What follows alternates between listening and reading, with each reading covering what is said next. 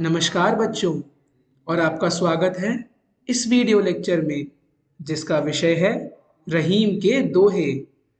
रहीम ने अपने दोहों में जीवन के बारे में बहुत ही सार्थक और सरल बातें कही है जो आज भी हमारे लिए उतनी ही उपयोगी हैं। तो आइए इन दोहों को समझते हैं और इनसे सीखते हैं। तो चलिए इन दोहों को शुरू करते हैं। पहला दोहा। कही रहीम संपत्ति सगे, बनत बहुत बहुरीत, विपत्ति कसौती जे कसे, तेई सांचे मीत। तो इस दोहे से रहीमदास जी कहना चाहते हैं कि जब आपके पास धन होती है, संपत्ति होती है, तब आपके बहुत से मित्र बनते हैं, तब आपके बहुत से सगे बनने का प्रयास करते हैं। बनत बहुत बहुरीत, रीत मतलब प्रकार, रीतियां। वे लोग आपके अलग अलग रीतियों से, अलग अलग प्रकार से आपके करीब आने का प्रयास करते हैं, आपके मित्र बनने की कोशिश करते हैं। विपत्ति कसौती जे कसे, ते सांचे मीत। लेकिन जब विपत्ति, जब परेशानी आपको कसती है, तब उस समय जो आपका साथ देता है वही आपका सच्चा मित्र होता है। तो इस दोहे से रहीमदास जी सच्चे मित्र की पहचान बताते हैं कि कैसे सच्चा मित्र वो होता है जो विपत्ति के समय, जो परेशानी के समय आपका साथ दे, आपके साथ रहे, सिर्फ संपत्ति के समय आपका साथ ना दे। चलिए अब दूसरे दोहे की तरफ बढ़ते हैं।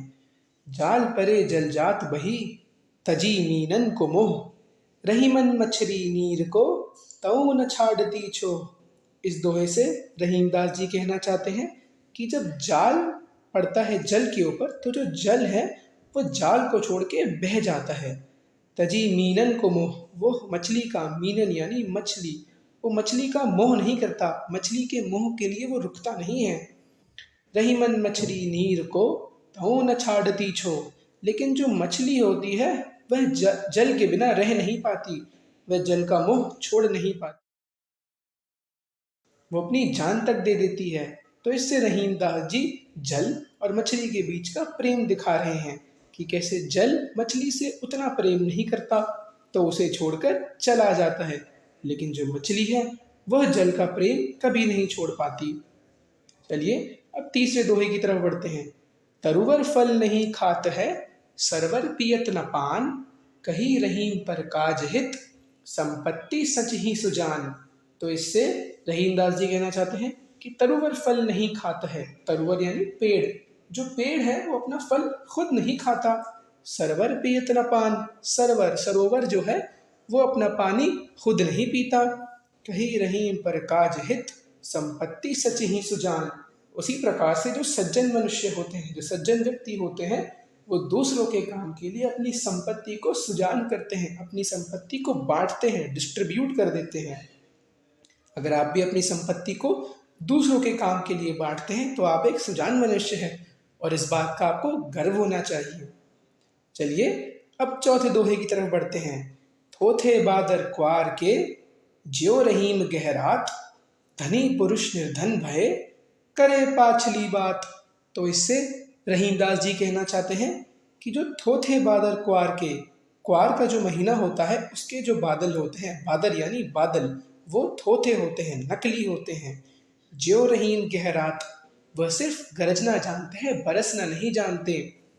धनी पुरुष निर्धन भय, करे पाछली बात। उसी तरीके से जब कोई धनी पुरुष निर्धन बनता है, यानी कि जब उसका धन चले जाता है, करे पाछली बात, तब वो पिछली बातें करता है, अपने पुराने दिन याद करता है, अपने पुराने दिनों के बारे में लोगों को बताता है। तो उस बादल को ऐसे मनुष्य से कंपेयर किया गया है कि कैसे जैसे वो बादल सिर्फ गरजते हैं, बरसते नहीं, वैसे ही ऐसे मनुष्य सिर्फ पिछली बात करते हैं, आगे कुछ नहीं करते। चलिए अब आखिरी दोहे की तरफ बढ़ते हैं। धरती की सी रीत है, शीत घाम ओ में, जैसी परसों सही रहे, त्यो रहीम यह दे। तो इससे रहीमदास जी धरती के साथ मनुष्य के शरीर की तुलना कर रहे हैं कि जिस प्रकार धरती पर पड़ने वाले शीत, शीत यानी कि जाड़े को, ठंड को, घाम, घाम यानी धूप को, गर्मी को, और मेह, मेह यानी बरसात को, तो जिस प्रकार धरती पर पड़ने वाले ठंड को, धूप को, बरसात को धरती सह लेती है, जैसी परसों सही रहे त्यो रहीम यह दे, उसी प्रकार से जो मनुष्य का शरीर होता है वो हर प्रकार के सुख दुख को, अनुकूल प्रतिकूल परिस्थितियों को, हर प्रकार की परिस्थितियों को सह लेता है, बर्दाश्त कर लेता है। तो रहीम दास जी यहाँ धरती को हमारे शरीर से कंपेयर कर रहे हैं, उसकी तुलना कर रहे हैं। तो बच्चों, इसी के साथ हमारी कहानी का सारांश खत्म होता है। अब आप अपनी कक्षा के बाकी हिंदी और अन्य विषय के पाठ सीधा एड्योरेव ऐप से पढ़ सकते हैं। यहाँ आपको NCERT based chapter notes, MCQ test और वीडियो लेक्चर्स मिलेंगे। एड्योरेव ऐप से पढ़ना आज ही शुरू कीजिए। धन्यवाद।